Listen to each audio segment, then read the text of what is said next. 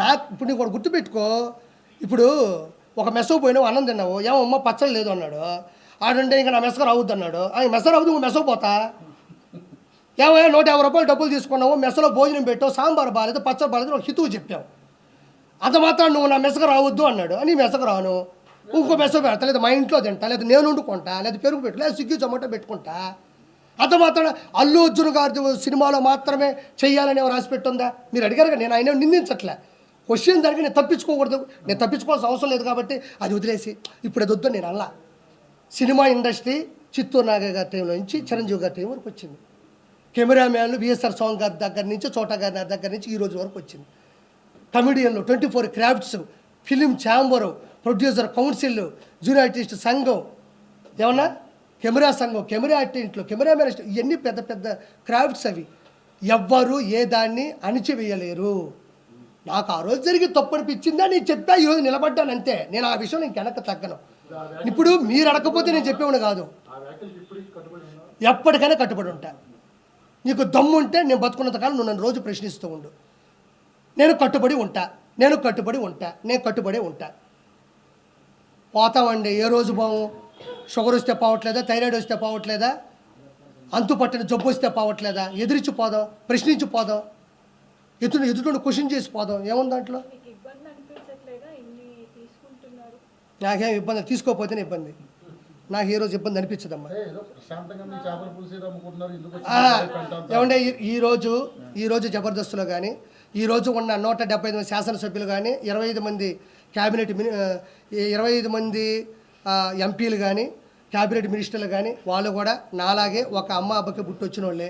వాళ్ళు కూడా వాళ్ళ సంఘర్షణ స్థితి, వాళ్ళు ఉద్యమం కావచ్చు, వాళ్ళ డిగ్రీ కాలేజీల్లో వాళ్ళు లీడర్లు అయి ఉండొచ్చు, తర్వాత ఏదో ఒక ఉద్యమం మీద వాళ్ళు తిరుగుబాటు చేసి ఉండొచ్చు, ఆ తర్వాత కాలంలో రాజకీయాల్లోకి వచ్చి ఉండొచ్చు, నిలబడి ఉండొచ్చు. అది ఎవరికి వ్యతిరేకం కాదు, ఎవరికి వ్యత్యాసం లేదు. నాకు అనిపించింది, నా బాడీలో అది ఉంది, నేను ప్రశ్నిద్దాం అనుకున్నా, ప్రశ్నించానంతే. ఒకసారి ముందుకెళ్ళిన తర్వాత క్షమాపణ చెప్పే పరిస్థితి ఏ రోజు నేను తెచ్చుకోను. క్షమాపణ చెప్పే విధంగా నేను తప్పు చేయను. నా జీవితంలో నేను ఎవరికి క్షమాపణ చెప్పను.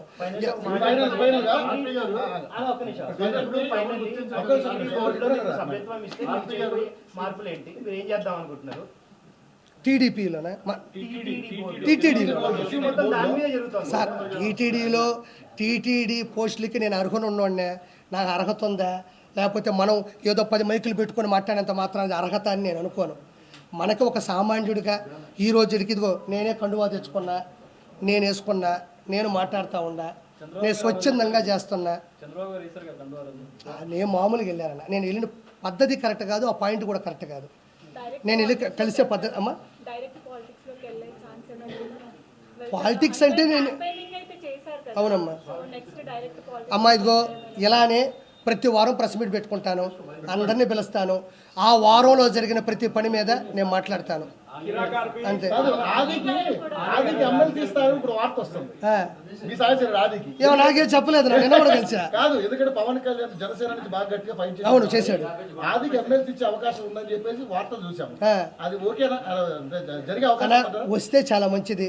ఎందుకంటే పాపం చాలా సంవత్సరాల నుంచి కష్టపడ్డాడు. అలాంటి వాళ్ళకి వస్తే ఆలియా ఆది అని అనింది. ఆలీ గారితో నాకు సంబంధం లేదు. ఆది అయ్యా అలీ గారు ఆయన వెళ్ళిపోయారండి. అలీ గారు వెళ్ళిపోయారు. పోసాని గారి గురించి వదిలేండి. నేను అన్నాను, నేను మాట్లాడాను అతను అనే. అవును ఎవరు ఖచ్చితంగా పెడతా.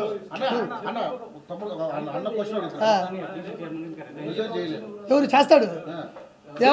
ఇప్పుడు ఎఫ్డీసీ చైర్మన్కి పోసాని గారు రిజైన్ చేయలేదన్నారు. చేయకుండా ఇంట్లో పెట్టుకుంటాడండి దాన్ని. ఆ రోజు నేను మాట్లాడినప్పటి నుంచి ఈ రోజు వరకు బయటికి రాలా. బయటకు వచ్చి కనీసం ఓడిపోయిన తర్వాత అయినా ప్రజలు మమ్మల్ని ఎందుకు ఓడించారో మేము తెలుసుకుంటాం, మేము నేర్చుకుంటాం అని కూడా లేదు.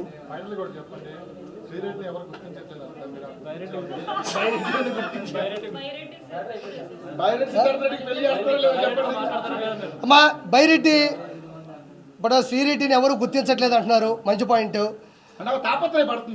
అర్థమైంది. ఆవిడ తపన, ఆవిడ తాపత్రం నాకు తెలిసింది. ఇప్పుడు బైరెడ్డి కూడా వయసులో ఉన్నాడు, పొరకలు వేస్తున్నటువంటి వయసు, ఉత్సాహమైనటువంటి ఉత్సుకతతో కూడినటువంటి వయసు. కాబట్టి నువ్వు ఎలాగో వన్ సైడ్ లవ్ కాబట్టి ఒకసారి ప్రపోజ్ చేయి, వెళ్ళు బైరెడ్డి సిద్ధార్థ రెడ్డి దగ్గరికి వెళ్ళు. బయటకు వచ్చేస్తే పట్టేసుకున్నారు కదా, పట్టేసుకుంటారు భయం కదా. అతను కూడా పట్టేసుకుంటారు. అతనికి ఏముంది ఇప్పుడు, ఇద్దరు కలిసి అంటే ఇద్దరు కలిసి ఒకరినొకరు అర్థం చేసుకోవడమే నిజమైనటువంటి పరమార్థం. ఇప్పుడు వైఎస్ఆర్సీపీ వెళ్ళి బైరెడ్డిని పిలిపించుకొని ఇద్దరు మాట్లాడుకొని ఏమ్మా ఏంది పరిస్థితి ఏంది అనుకుంటే వాళ్ళ ఇష్టాలు వాళ్ళవి. అందరికీ వచ్చారు, అందరికీ సంతోషం. ఓం నమో వెంకటేశాయ, జై శ్రీరామ్. మీడియా మిత్రులకు అందరికీ కూడా ముందుగా నా హృదయపూర్వక నమస్కారాలు.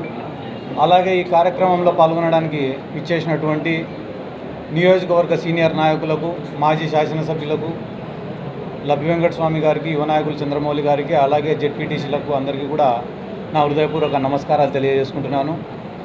అలాగే ఈరోజు రాష్ట్రంలో నూతనంగా ప్రభుత్వాన్ని ఏర్పాటు చేయబోతున్నటువంటి కూటమి ప్రభుత్వానికి కూడా యువజన విభాగం తరఫున, వైఎస్ఆర్ కాంగ్రెస్ పార్టీ యువజన విభాగం తరఫున కూడా నేను శుభాకాంక్షలు తెలియజేసుకుంటూ, అదే రకంగా ఈరోజు నందికొట్కూరు నియోజకవర్గంలో దాదాపుగా వైఎస్ఆర్ కాంగ్రెస్ పార్టీకి 80,000 ఓట్లు పడడం జరిగింది. ఆ 80,000 ఓట్లు వేసి వైఎస్ఆర్ కాంగ్రెస్ పార్టీకి మద్దతు తెలిపిన ప్రతి ఒక్క ఓటర్కు కూడా ముందుగా నా ప్రత్యేక ధన్యవాదాలు, కృతజ్ఞతలు కూడా నేను తెలియజేసుకుంటున్నాను. ఒక ముఖ్యమైన విషయం నేను ఈరోజు చెప్పదలుచుకునేది ఏమంటే గాన, నేను రాజకీయాల్లోకి వచ్చి దాదాపుగా 11 సంవత్సరాలు అయింది. ఈ 11 సంవత్సరాలలో దాదాపుగా ఒక 5 సంవత్సరాలు ఏ పార్టీలో లేకుండా వ్యక్తిగతంగా నేను రాజకీయం చేసిన. ఆ తర్వాత ఒక 6 సంవత్సరాలు వైఎస్ఆర్ కాంగ్రెస్ పార్టీలో ఉండి నేను రాజకీయం చేసిన.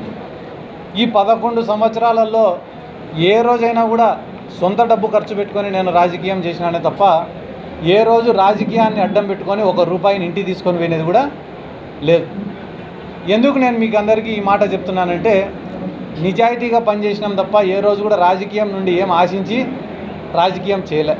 ప్రజల ప్రేమ కోరుకున్నాం, ప్రజల అభిమానం కోరుకున్నాం, ప్రజలు మమ్మల్ని ఇష్టపడాలని కోరుకొని రాజకీయం చేసినామే తప్ప ప్రజల నుంచి ఏం ఆశించి లేదా రాజకీయాల నుండి ఏం ఆశించి మేము రాజకీయం చేయలే.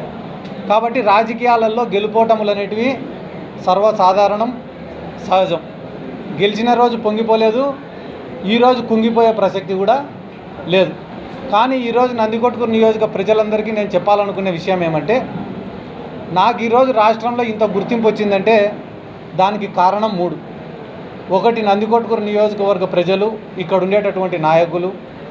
రెండోది వైఎస్ జగన్మోహన్ రెడ్డి గారు. మూడోది వైఎస్ఆర్ కాంగ్రెస్ పార్టీ. నాకు ఇంత గుర్తింపు ఇచ్చిన ఈ మూడింటి కోసం, అంటే ఒకటి నందికొట్కూరు కోసం, రెండోది జగన్మోహన్ రెడ్డి గారి కోసం, మూడోది వైఎస్ఆర్ కాంగ్రెస్ పార్టీ కోసం నా ఆఖరి శ్వాస వరకు నేను పోరాడతానని చెప్పి ఈ సందర్భంగా నేను గట్టిగా చెప్తున్నా. ఎందుకంటే గాన నేను కూడా అనుకునేవాడిని మనసులో, చాలామంది నాయకులపై జగన్మోహన్ రెడ్డి గారికి దగ్గరగా కూర్చొని మాట్లాడుతుంటే నాకెందుకు ఈ అవకాశం రావడంలే, అంటే నేను పార్టీ కోసం కష్టపడి పనిచేస్తే జగన్మోహన్ రెడ్డి గారికి ఇంకా కొంచెం దగ్గర కావచ్చు, ఎప్పుడు కూడా ఇట్లా ఆలోచించేవాడిని. కానీ చాలామంది పార్టీలలో సీనియర్ నాయకులు ఉంటారు, వాళ్ళకే ఎక్కువ ప్రాధాన్యతలు ఉంటాయి, వాళ్ళు చెప్పిన మాటకే ఎక్కువ వాల్యూ ఉంటుంది. కానీ ఇప్పుడు ప్రతిపక్షంలోకి వచ్చినాం కాబట్టి ఇప్పుడు ఈ 5 సంవత్సరాలు నేను కష్టపడతా. అది యువజన విభాగం తరఫున కావచ్చు, పార్టీ కోసం కావచ్చు, పార్టీ సిద్ధాంతాల కోసం కావచ్చు, పార్టీ కార్యకర్తల కోసం కావచ్చు, నా వంతుగా గడిచిన 11 ఏళ్ళు కష్టపడిన దానికన్నా రెట్టింపు కష్టపడతా. అది దేనికోసం అంటే, ఒకటి నందికొట్కూరు నియోజకవర్గానికి పనిచేయడం కోసం, ఇక్కడ ఉన్న కార్యకర్తల్ని కాపాడడం కోసం, మూడోది జగన్మోహన్ రెడ్డి గారికి దగ్గరగా ఉండి పనులు చేయడం కోసం. ఈ మూడింటి కోసం చాలా కష్టపడి పని చేస్తానని చెప్పి ఈ సందర్భంగా ప్రతి ఒక్కరికి కూడా తెలియజేసుకుంటూ, అదే రకంగా ఈరోజు రాష్ట్రంలో ఎన్నో చోట్ల వైఎస్ఆర్ కాంగ్రెస్ పార్టీ నాయకులపైన, వైఎస్ఆర్ కాంగ్రెస్ పార్టీ యోజన విభాగం నాయకులపైన తెలుగుదేశం పార్టీ వాళ్ళు దాడులు చేస్తున్నారు. ఆ దాడులను కూడా నేను తీవ్రంగా ఖండిస్తున్నా. ఎందుకంటే ఇవన్నీ మేము ఊహించనేటివి కాదు, మేము కొత్తగా చూస్తానేటివి కాదు. కానీ ఒక బాధాకరమైన విషయం ఏమరా అంటే, వైఎస్ఆర్ కాంగ్రెస్ పార్టీ అధికారంలో ఉన్నప్పుడు ఏ ఒక్క దాడి కూడా మేము చేయలేదు. ముఖ్యంగా ఈ నందికొట్కూరు నియోజకవర్గంలో మీరే చూసుకోండి, తెలుగుదేశం పార్టీ వాళ్ళపైన అక్రమ కేసులు కానీ, తెలుగుదేశం పార్టీ వాళ్ళపైన దాడులు కానీ వైఎస్ఆర్ కాంగ్రెస్ పార్టీ ఏ రోజు కూడా చేయలే. కానీ ఈరోజు అధికారంలోకి వచ్చి రాకముందే ఇక్కడ ఉన్న ప్రజలను భయపించాలా, నాయకులను భయపించాలా, వైఎస్ఆర్ కాంగ్రెస్ పార్టీ వాళ్ళని వైపియాలా, ఇక్కడ ఉన్న వ్యాపారాలన్నీ లాక్కోవాలా, కాంట్రాక్టర్లను బెదిరించాలా, జరుగుతున్న వర్కులను ఆపాలా, ఇటువంటి ఉద్దేశాలతో కొంతమంది వ్యవహరిస్తున్నారు. కాబట్టి ఇవన్నీ కూడా మంచిది కాదు. ఆ పద్ధతి మార్చుకోవాలా. ఎందుకంటే కానీ ఒకవేళ ఇదే పునరావృతం అవుతుందని అనుకుంటే కానీ ప్రజల్లోనే తిరుగుబాటు అనేది ఖచ్చితంగా మొదలవుతుంది. ఆ రోజు వైఎస్ఆర్ కాంగ్రెస్ పార్టీ కార్యాచరణ కూడా చాలా బలంగా ఉంటుంది. ఈరోజు ముఖ్యంగా మీకు అందరికీ మరొక ముఖ్యమైన విషయం ఏమరా తెలియజేసుకునేదంటే, నా శక్తికి మించి, నాకు ఎటువంటి ప్రోటోకాల్ లేకపోయినప్పటికీ నా శక్తికి మించి కార్యకర్తల కోసం పనిచేసిన, కార్యకర్తలను ఆదుకున్న, వైఎస్ఆర్ కాంగ్రెస్ పార్టీ కోసం పనిచేసిన